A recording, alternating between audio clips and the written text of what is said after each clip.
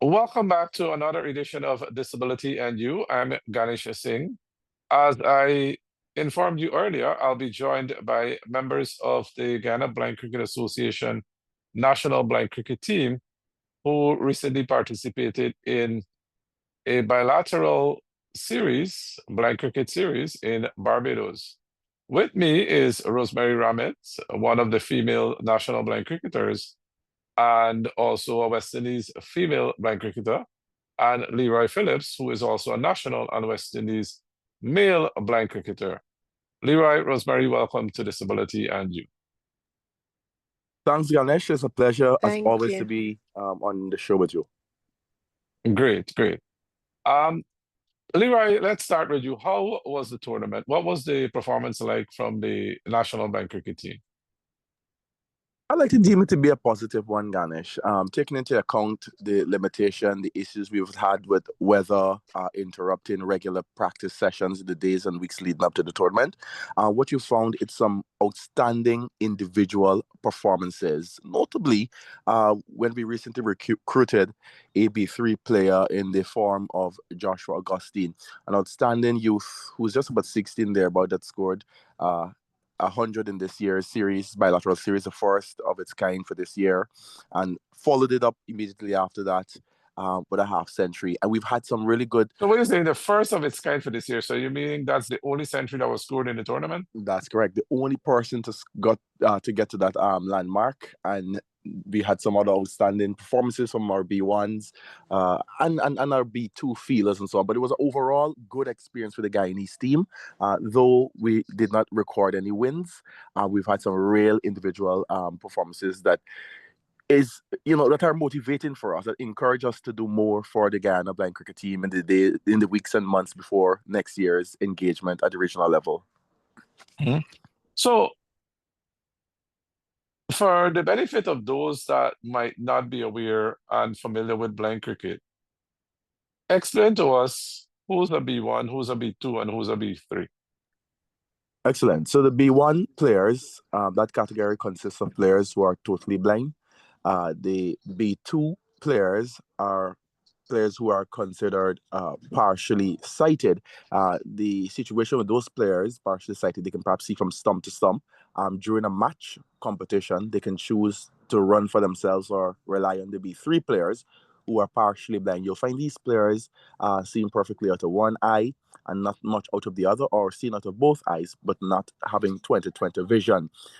So they are considered the eyes of the team. They do a lot of the assistance, they do a lot of wicket keeping, key bowling, and those things within a game. So they play a very critical role. But the B1 players, if you must know, those players score equally. So a single is not just a single for the B1 players, it is twos, fours, six, eight, and it goes on. Mm-hmm. All right, Leroy. Rosemarie, what are your thoughts on the performance of the team? Leroy would have added, mentioned some excellent performances from some of the some individual performances. But what's your opinion on the general performance of the team? And if you can further highlight some of the individual players, mention some names, if you so wish. All right. So I agree with Leroy. The team performed well, given the many setbacks that we had leading up to the competition. So one of the biggest things that I want to highlight is the fact that our blind cricket team has not played a competitive game in 8 years. That's a long time. That's a very long Yes, time. so we went into the tournament not having played a competitive game for 8 years. We had roughly about 2 months practice because of the weather and so on. As Leroy mentioned, we couldn't practice. And like not being able to play on a pitch because most times we were playing on grass. And so when we went into the tournament, those factors influenced, I would say, the outcome of the games. Although the Guyana Blind Cricket team really fought the Barbados team, and they really had to work to get the wins that they got. So I would say that the team performed really well, given, the many challenges that they experienced prior to the tournament. Um, Mhm. so some of the players that performed well, apart from Joshua, as Leroy mentioned, you have the captain, Kevin Douglas. He was a key batsman, bowler. We had some debut players. We had Rabindra. That's We for Benjamin had, Ramnot. Okay. yes, we had Ruel Sumner. We had Dimitri Warren. Um, and of course, Joshua was a debut player. Mhm. Um, we During the award ceremony, after the tournament, we had the best B1 player. That's the best totally blind player, and that's Anthony Robinson. Mhm. He played really, really well. Even at some points in the game, persons were wondering, if he could see anything at all because he was playing so well. And he's totally Um, blind. yes, and is totally blind.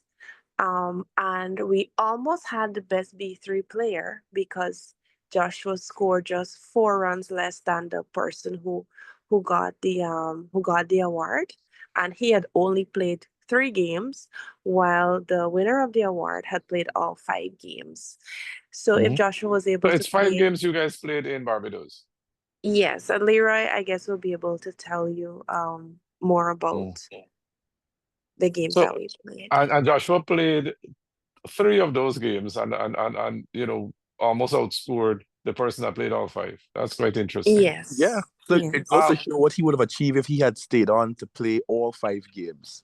Real good performance And from he the was youngster. making it, and he made his debut in this tournament as a national blind cricketer. Yes, he was one of our many debutants for this tournament. Mhm. Before we go back to Leroy Rosemary, what were some of the challenges on tour for the team? Because you mentioned that the national blind cricket team did not play a competitive game for over 8 years, which is what take us back to 2017. And for a long time, there were no training because of the lack of a facility, a ground. And even when there was a ground, there wasn't any pitch. And I know that the team, did not have a coach for a long time. And those are some of the issues that were resolved just prior to going to the tournament. But on tour, what were some of the setbacks um, for the team that probably hindered the team's performance? All right. Well, the playing conditions, um, I know was a challenge for the players. For example, the weather, it was very, very windy. And for the B1 players, when it's extremely windy and the wind is in your ear, it becomes difficult to hear the ball, and to be able to bowl in a straight line because when the keeper is calling from the other end, um, the wind is in your ear, and it became difficult for B1s to one, feel properly for the ball, and also to be able to bowl the ball, which resulted in like a number of extras for the games in which it was extremely windy. Additionally, the night games pose a challenge for our B2 players because of the fact that many of them, due to their eye condition, they're not able to see as well in the nights as they are able to in the day. And so our B2s, like essentially became our B1s Became B1s, yes.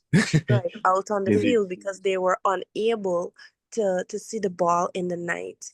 And at one ground, I remember that the floodlights were extremely bright. It even affected our B3 players because the light was so bright.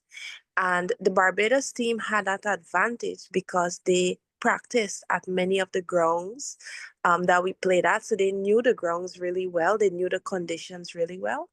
And, they're also a lot more consistent in their practice. They practice 3 days a week. and they have a competitive game every month. And so, they came out on top, I believe, because of those conditions. But even at their own admission, they knew that if we had played a few more games, we definitely would have won, because they saw that the Guyanese got better at every single game, and it became more difficult for them to actually cop those wins. Mhm.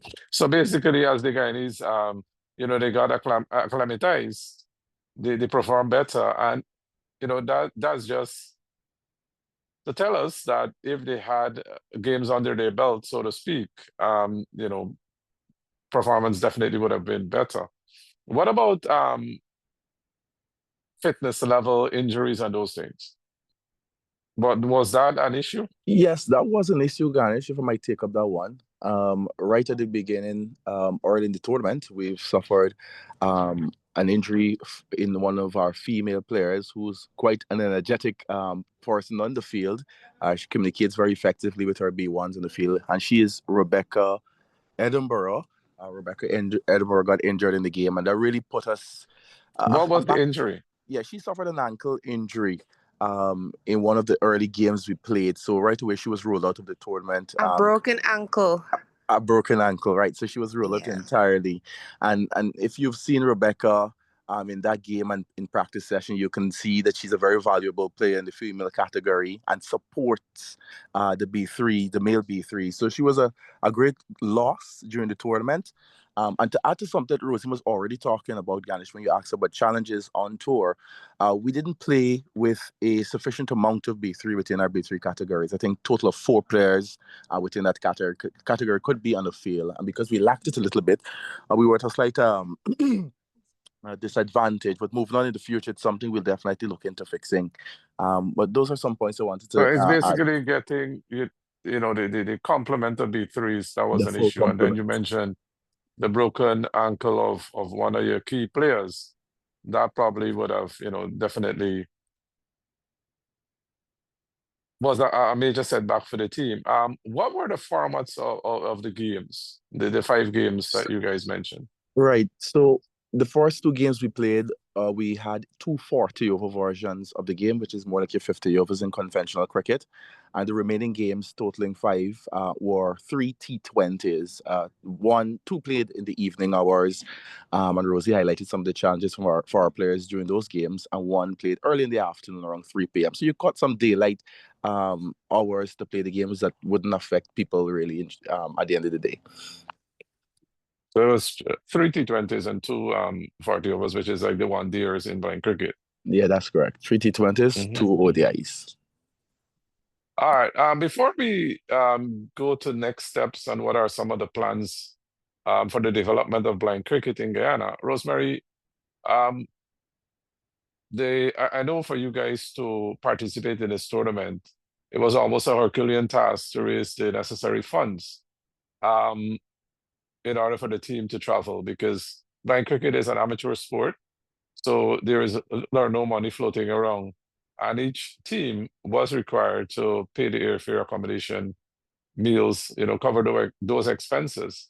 Who are some of the individuals and organizations that you guys got support from and would like to express gratitude to? And then Leroy probably can add in if you miss any. All right, thank you, Ganesh.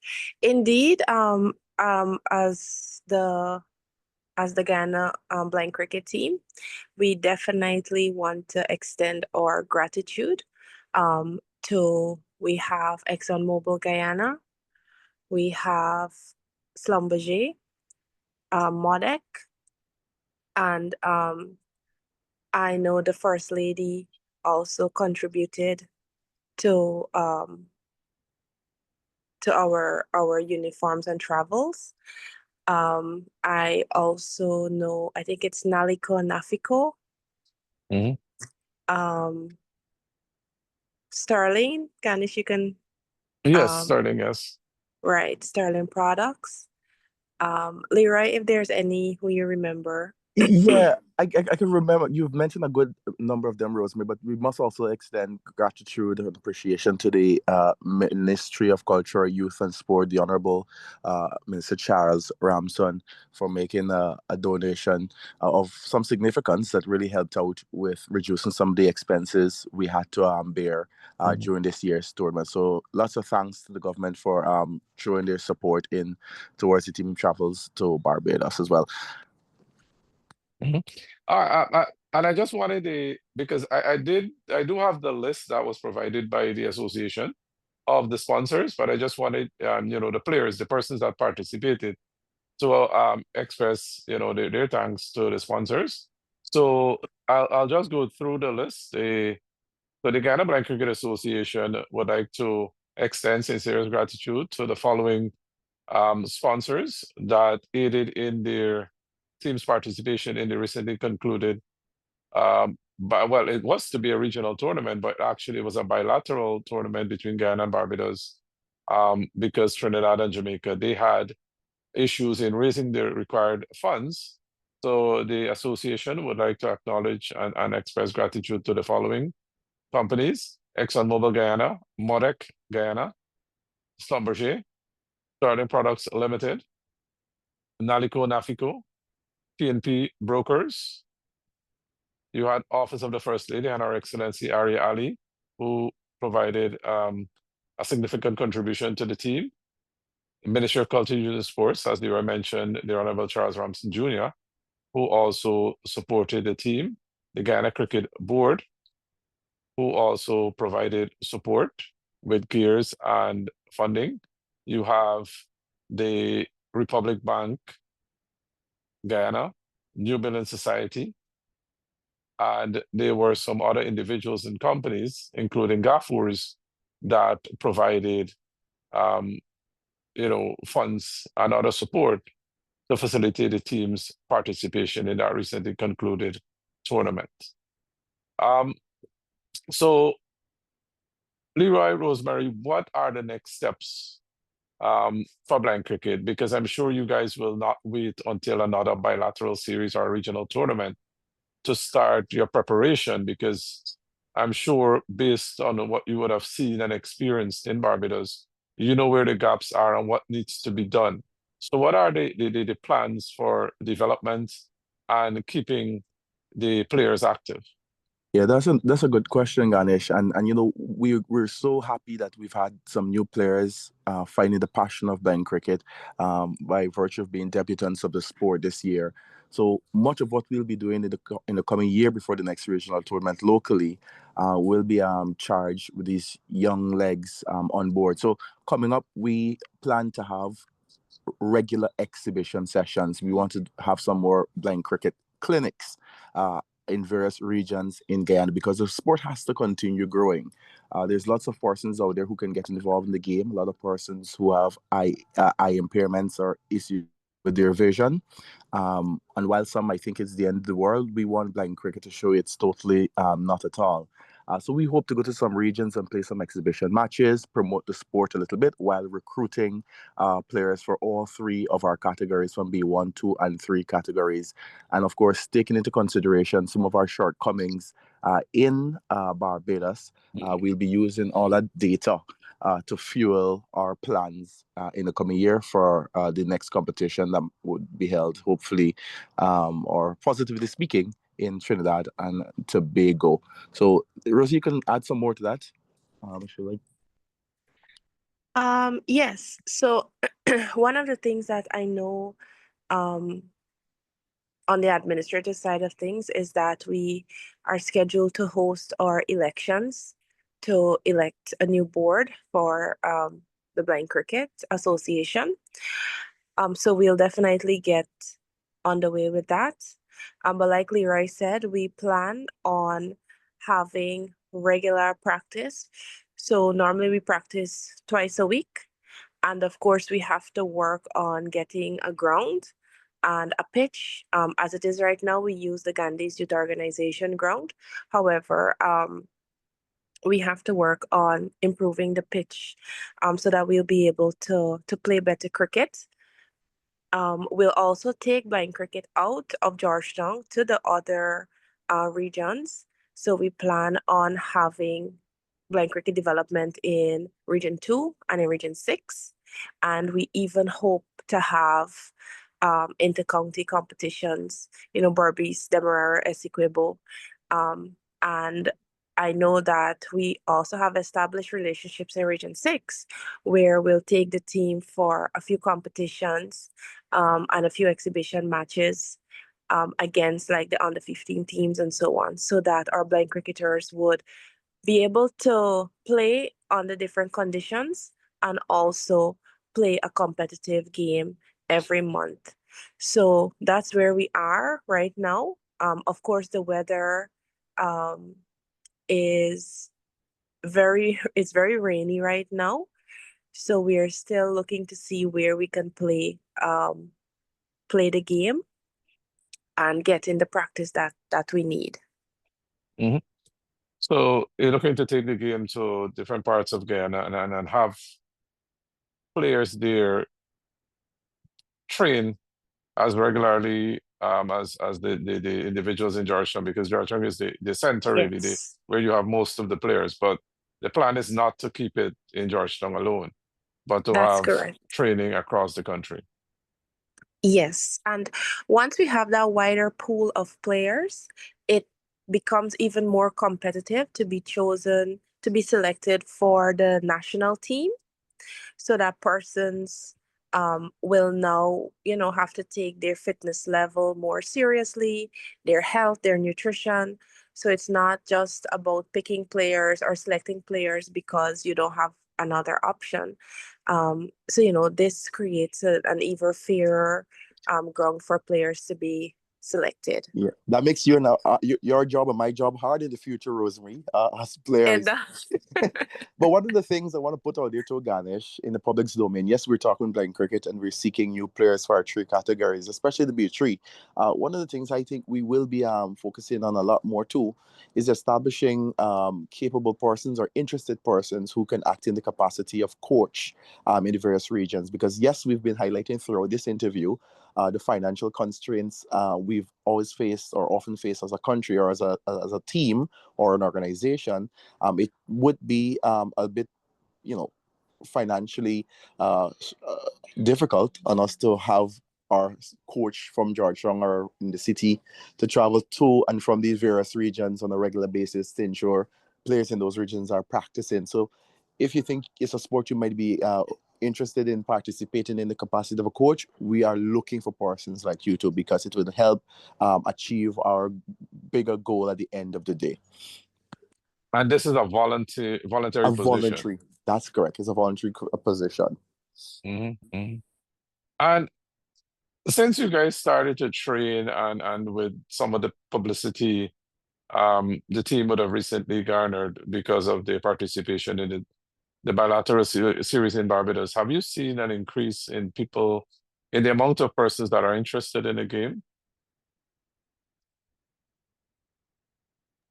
Yes, Any one of you? we Okay. do have persons calling and being in touch with some of our players, expressing their interest in being a part of the sport, because we did share quite a bit on social media about what took place in Barbados and in the days leading up to that trip. But we do have a lot of persons putting their names to the list to be a part of blind cricket, especially in Region 6.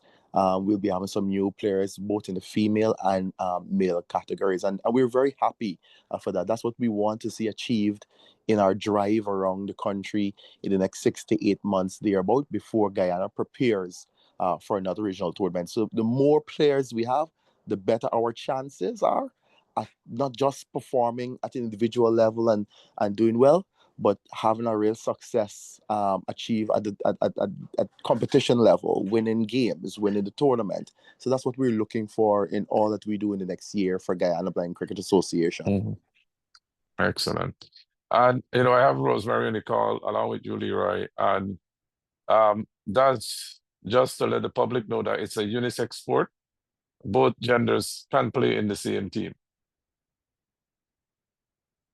Anything else that you guys would like to leave with the members of the public before we put her up on the program? Yeah, Ganesh. Yes, we talk about wanting a coach to act in the capacity in those regions, in the voluntary capacity rather. I mean, those various regions. We have not yet made an explicit plea or call for persons who listening and thinking that, hey, they're talking about blind cricket. I don't see too well out my eyes, out my left eye or right eye. Should I consider calling Rosemarie or Leroy or Ganesh to get in touch? Yes, you can. If you've always loved cricket, perhaps you're now learning about cricket, like cricket songs exciting. Trust me, it really is because the way the team usually bond together. In fact, when you leave a trip after traveling together by a cricket team, you don't ever really want to leave that squad. You form this unbreakable bond and you just want to be with the team all the time. There's so much that is there to offer, not forgetting the advancement opportunities that are available to you when you join playing cricket in our country. So if you have any sort of eye impairment, we encourage you to be in touch with us. We would love to have you on board. And those numbers to call, well, I guess Rose will give hers, but you can call myself on 697-3999 or Ganesh on 652-8975. And let us know where you are, express your interest, your willingness to play the sport. Let's see how best we can get you involved. And as we discussed earlier, we hope to have blind cricket played in most regions across Guyana so we can know what we have, and what we have can come together so that we can have our best team representing Guyana regionally. Anything from you finally, Rosemary? Yes. What I just want to also add to what Leroy said is that we also have practice sessions for children with visual impairments. So if you know of a child or if you have a child who has a visual impairment, you can definitely reach out to those numbers as well, because we have our practice sessions for the beginners and for children also. Because as Leroy said, blind cricket is not just a sport. It really builds self-confidence and it builds that team spirit within individuals. And as someone who has traveled for the first time with the national blind cricket team, I But you've can, played on the West Indies team before. yes, I've played on the West Indies female, the Yeah. female West Indies team before, but I'm speaking of a mix of, the males and the Yeah. females. The team spirit was 100%. And I know many persons, like we're still talking about the level of relationship and team spirit that was created in that tournament. And it's something that really revived the cricket spirit within individuals. And I'm happy that this is where we are, and we only have more, we only have better to achieve. So we're definitely working on that. Excellent. Rosemary, Leroy, thank you very much for sharing with us and informing the public on the performance of the national blind cricket team in Barbados. Providing an updated summary and also the future plans for blind cricket in Guyana. As you guys said, it's not just a competitive sport, but it's really a vehicle for the empowerment of persons who are blind and visually impaired, and also it aids their rehabilitation. Because when you're in that cricket field, you're without a white cane, so you have to develop spatial awareness, a sense of direction, and those things. So it's definitely life-changing for those persons who are blind and visually impaired.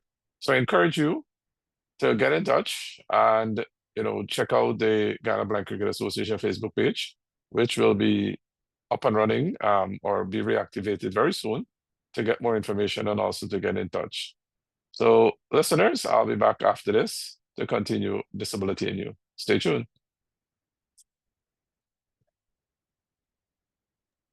Roxy, Call me anytime you want. anything. Yeah.